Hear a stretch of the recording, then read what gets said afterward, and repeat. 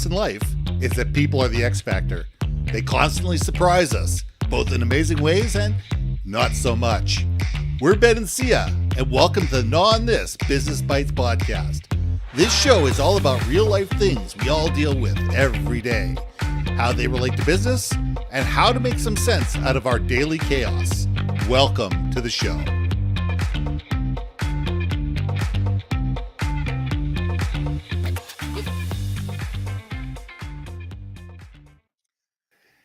And welcome back to another episode of Gnaw on This Business Bytes. I'm Ben and this is Syya.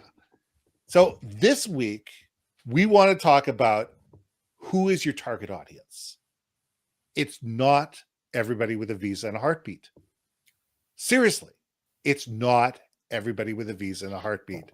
There's 8 billion people in this world. I tell people, if 1/10,000th of 1% of those people phone me, I couldn't handle the business. That's 8,000 people. If 8,000 people phoned me all at once and said, Ben, I want to buy from you, I'd have to shut my doors. Yeah. Because I don't have the time. I don't have the capability. I don't have the ability. There's no way I could handle 8,000 new clients all at once. It's not possible. So the question is, who is our target audience? Who are the people that we need to be sniper focused on to be able to sit there and say, these are the people we can help. This is why we can help them. This is the value that we add. And these are actually people who can afford what we have to offer. And go after those people. Because if we just sit there and spray and pray, if we just sit there and say, look, I've got a 12 slice toaster, who's buying? All we're going to do is hear crickets.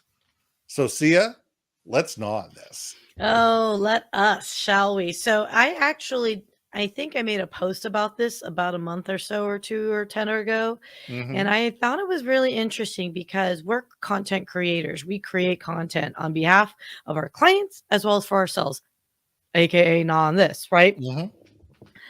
And so as a creator, we have an audience that we're targeting for, the demographic that we feel, should hear our message, would be interested in our message because obviously we're trying to promote our services.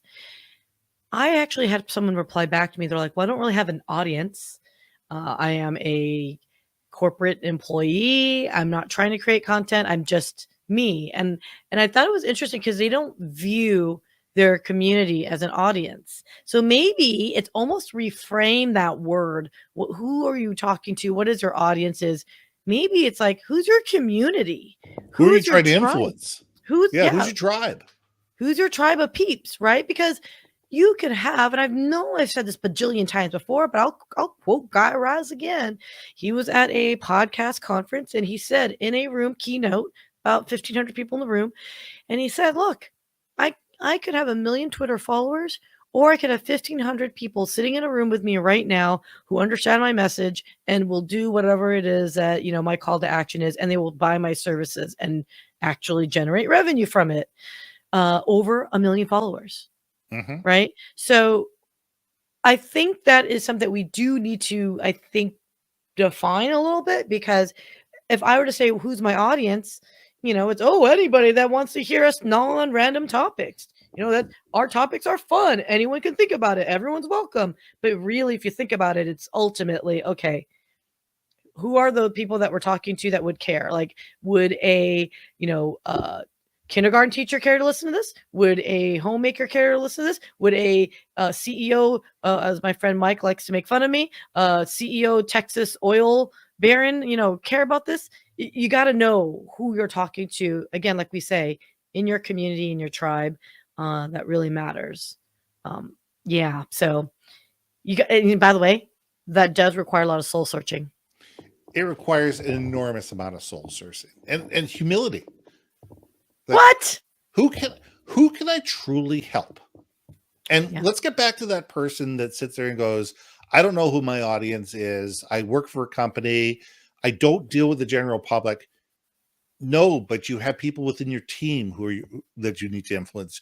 Yes. Your boss's boss, different departments. cross departmental projects. There's all different sorts of people that you need to be in contact with in order to be able to drive your initiative. Those are your peeps. That's your tribe. Those are the people that you need to be able to say, we understand you. We understand what you need. We understand the value that you bring to us, and we're willing to listen and work with you. You know, on an internal basis, that's what it's all about. And your social media platform is something that's completely different. That's your personal brand. And then you can decide where you want to be, how you want to present yourself, whatever. But inside your company, you're sitting going, these are the people that I need to befriend and I need to build relationships with, whether they like me and I like them is irregardless. But we need to be able to work together to be able to make these projects happen.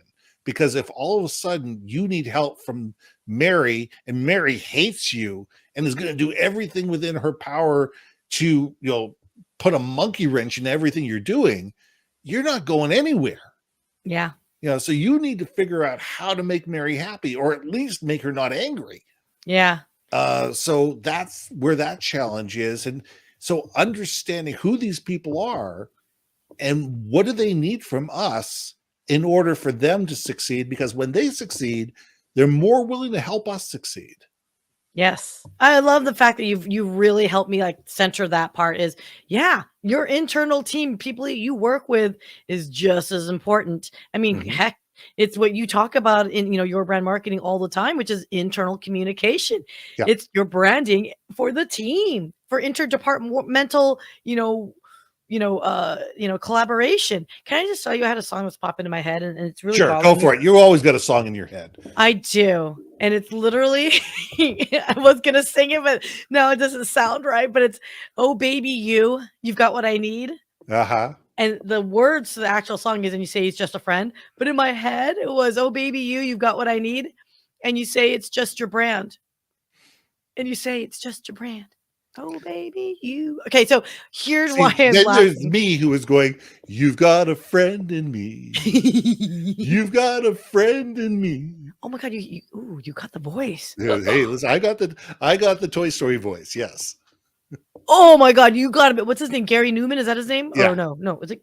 No, Randy Newman. Randy Newman. Oh, Gary Newman. Oh no, I love Gary Newman. Gary Newman's very different, but it is Randy Newman. Yes. He does. Anyone that wants to know Gary Newman, he is like total like on the new wave 80s scene.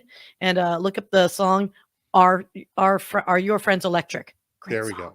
Anyway, we digress. But I do like that communication thing, because you know why? It's in your own business too. If you're an executive, if you're the leader, it's your team just as much as again, social media. And I guess again, we're creators. I was thinking outwardly. Damn it. You making me think bigly here, sir. Sorry, I don't mean to make you think differently. That's never my intention to be able to drive the conversation in new and interesting ways. It's taking it down the perfect path, isn't it? No, wait a second. No, my job is to take things down the wrong path. Right path, wrong path, the path. Wrong exit, right path. There we go. Whoa. Okay, so anyway, yeah, so I think we're having one of those days, aren't we, today? I'm having a hard time focusing today. But it's okay. You know what? That's great, because sometimes I think you need to pivot a little bit. Sometimes your audience isn't always your audience either, right? Like sometimes it's in that mood. Like I was actually talking to a client the other day, and I said, I don't know much about your industry and their healthcare. I go, I don't know the habits of your audience that you're targeting. Are they folks that tend to be on the road? Like traveling nurses, for example, if that's your content?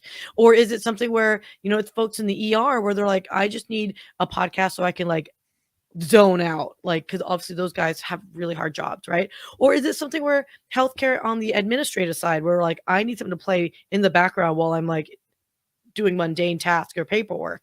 So I just thought that was really fascinating, because you got to think of those different things that maybe they're all healthcare people, but really where, how, right? Well, let's take a look at healthcare. I have done work. I mean, for 20 years, I did work on smoking cessation, alcohol awareness, and drug addiction programs on health authorities across Canada. Okay. So my clients were health Health Canada, the provincial health authorities, tobacco advocates, all those type of things. And you take a look at one of the health authorities, they've got 100,000 employees. Oof. That's 100,000 employees with various needs, different wants, different desires, different focuses, different mandates. And how do you develop programs that are going to speak to all of them? You can't. So what you need to sit there and say, who are these, within these 100,000 people, who are the 15,000 people that we need to get on board with this program? Okay, they're within this program, this program, this program, this program, and this program. Do we send out one piece of information that's going to get to everybody? No, because they all are looking at it differently. Just like, which podcast do we do? Is it a heart, are we listening to punk rock music? Or are we listening to classical? And so we need to be able to sit there and say, okay, here's our audience. Here are the people, and how do we talk to these specific people about what we want them to listen to in a voice and a language and in a way that resonates with them? And that's what we need to think about when we're thinking about our audience, when we're thinking about the fact that not everybody with a heartbeat and a Visa card is our client. We need to sit there and say, who truly, absolutely is our client, and who are the people that are superfluous? I'm not saying that we need to ignore these people, but we need to sit there and say, who are the people we critically need to get on board? Who are the people we critically need to understand what our message is? Okay, focus on those people first. Yes. And then we can start dealing with the outskirts and the outliers. But if you sit there and just say, oh my God, we have this outlier of 50 people over here and these 20 people over here, we can't offend those people. We're never going to create anything that's going to speak to the 5,000 and 10,000 people that truly need to know about this. And, we can't sit there and worry about the outliers when those are the people that have, 1/10,000th of 1% chance of actually becoming a customer of ours. Yep. Oh my gosh. Yes. Preaching. Go. We gotta stop agreeing with each other all the time, Dan. I'm just getting over it. I'm over it. You know what? We need to find something where I say, I hate women. Okay, now let's go. Well, look, it's like, Ben, not gonna lie to you, there are days when I'm like, no, we're just not going there. I'm just going with all humans, period. Like, I'm done. Okay, but I agree with you at that point. Damn it.